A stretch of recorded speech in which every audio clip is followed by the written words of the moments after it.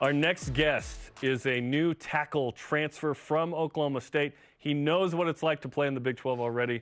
He can tell all the teammates, hey, this is what it's like in Stillwater, in Ames, and everywhere in the league. He is Caleb Etienne on BYU Sports Nation. Caleb, welcome to the program, man. Good to have you, dude. Thank you. How's Provo treating you so far, the first, 3 weeks in town? Yeah, it's treating me good. Great people, good food, just getting adjusted to the altitude, great teammates, so I'm loving it so far. What was your first impression of the campus here and the area? Because obviously it's a bit different than what you're used to. Yeah, I mean it's different. Like coming from Oklahoma State, it's a college town. Like not much to really do, but just coming here, just having a lot of connections and people, just to meet and just great people to get along with is different for me, and I'm just getting adjusted though slowly but surely. Did you have a visit to Provo before you committed? Yeah, I had a visit. Okay, good. Yeah, I took a visit out here. It was pretty nice though. It was nice. They showed me around. Was it snowing when you came out? The mountains had a little, some snow on it, but yeah. It's a little dusty. It was sunny nice. though. Yeah. Okay, what went into this decision to ultimately choose BYU as your next spot? Really just needed a change, to be honest. I had played there for all 13 games. Was doing pretty good. Just stuff wasn't just how the way I really wanted to plan out for me in my future, so I just made a change and then into the portal. Once I officially hit the portal, Coach Kirsley, he's now the O-line GA. We connected once I hit the portal and went from there. So things just working out. So Braden was the guy that Braden. Yeah. Now, I don't know if all BYU fans remember Braden, who played for BYU and then transferred, but he's back as a GA, and so he was influential. You're saying in that decision. That's my guy. How did he sort of connect with you? How did that relationship begin? Just doing Oklahoma State. We would do a lot of just one-on-one meetings. We would just he really understand the game of football and the O-line and what it really means and takes to pour into a player. So he see that I got the talent and the vision so he's really working with me and trying to make me be the best I could be, and that's what I like about him. And we just connected. Was he at OK State? You're saying? Yeah, he was Oklahoma State. Okay, there's the connection. Okay. O-line GA. And then he came has come here. to BYU. Yeah, Okay, yep. So besides obviously that connection, how important was it that BYU was going into the Big 12 and that you obviously had familiarity? How much did that play a role in it? I mean, just knowing that it's not really a big adjustment for me. I know that I got to compete and just come in here, try to, do what I have to do my job. I know that they're joining the Big 12 and it's going to be an adjustment for them, but, I mean, just got to bring them along with me and just hopefully we all get on the same board. Okay, so obviously you've played in this, and this will be new for BYU. What can BYU fans expect about playing week in and week out in the Big 12? Man, just enjoy it. It's going to be crazy. The atmosphere. I mean, I already know the atmosphere is even crazy. I heard, but I mean, I already know that it's going to be even more 10 times better than what it is now. So I'm just excited, to see what BYU got to bring to the Big 12, really. So. What were some of your favorite venues to play in the Big 12 that fans should be excited about? Like stadiums. I would say probably Texas and TCU. That was probably my favorite one. A lot of trash talking, but it is what it is. That's what comes with it. But it's funny though. It's fun. It's a fun time.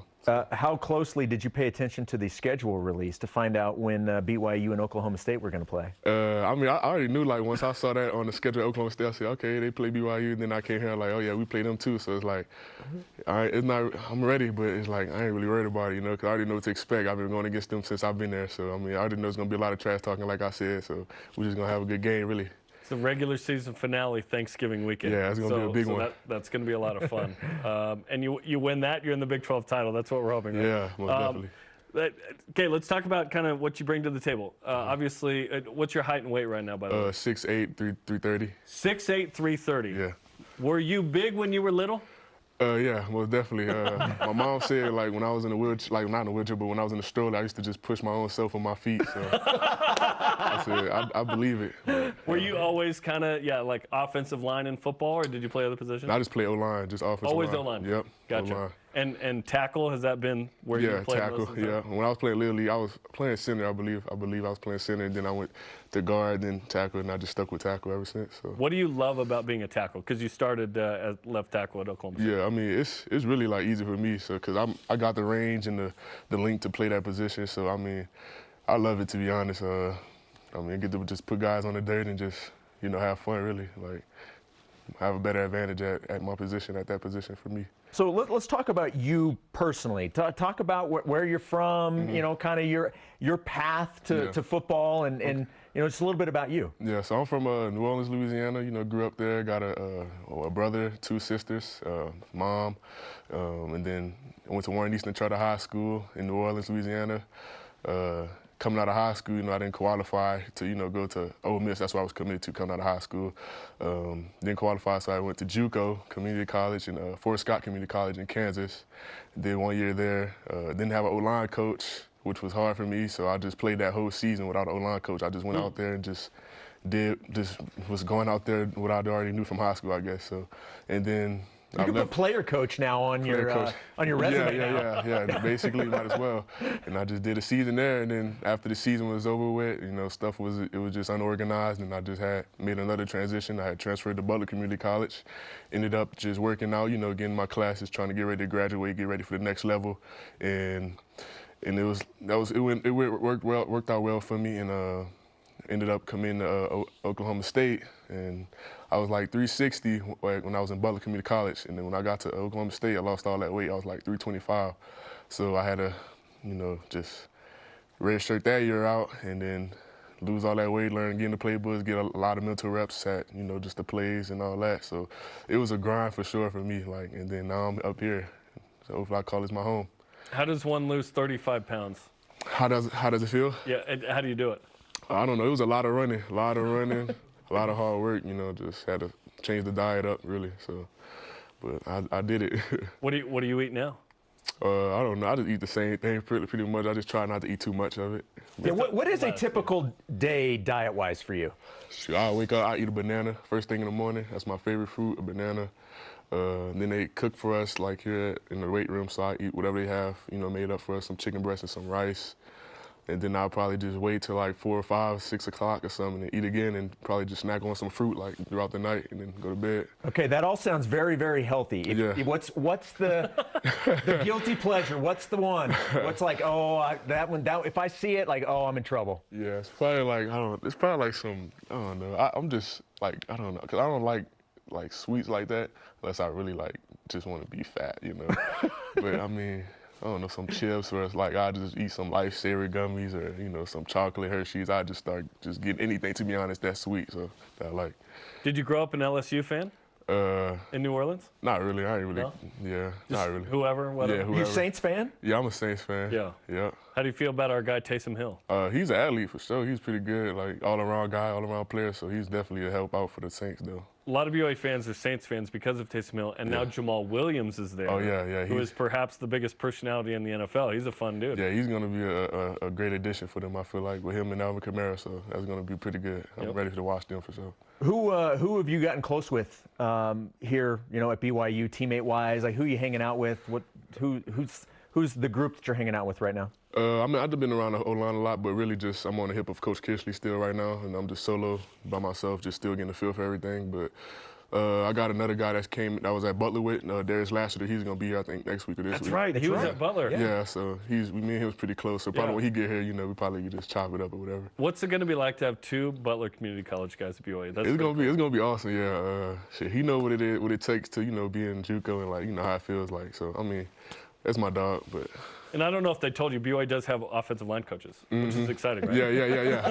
I know. This will be awesome. Yeah. BYU's put out some NFL guys at O-line the last couple of years, most notably Blake Freeland in the draft, right? And Brady Christensen and others. Left tackle. BYU's in the left tackle business. Kingsley Suamataia, yourself, hopefully the next ones. Was that influential in your decision at all, knowing, hey, BYU's actually producing NFL picks at that position? Yeah. He was talking to me about it. I'm like, okay, yeah, that's pretty good. I just really I mean, I would expect, you know, they had some type of, you know, people coming out, but I mean, I'm just trying to come in here and do my job, you know, and just be the next guy up for the draft. How good do you think the offensive line can be? I look at BYU at the beginning of the transfer portal, lost some guys, and you're like, oh man. But when you look at the guys, specifically you that have come in, I look at this offensive line, I'm like, man, this offensive line could be really good this year. Yeah, it's pretty stacked though. Like, you got a lot of guys coming in from a lot of places. it's up in the air right now, you know, trying to see who's going to have the starting job and when the fall comes. So, I mean, it's a lot of good guys in the room, so just got to see who's going to be out there on the first game. What do you know about BYU as a school, as a program, versus what you've seen the last 3 weeks being on the inside now? I didn't really know too much about BYU until I really started okay, yeah, this is where I'm finna go. But I mean, I am not too really worried about what really comes with it. Like I am, but it's like, you know, I just gotta adjust. You know, that's all that is for me. And you have 2 years of eligibility. 2 years, yes, sir. That's great news. You look good in royal blue, I'll tell you that. Yeah, I love it. It's nice. Well, Caleb, we appreciate you coming in and getting to know you. We're excited to have I appreciate y'all. You and the Etiennes. Are you related to Travis, by the way? Oh, no, I wish.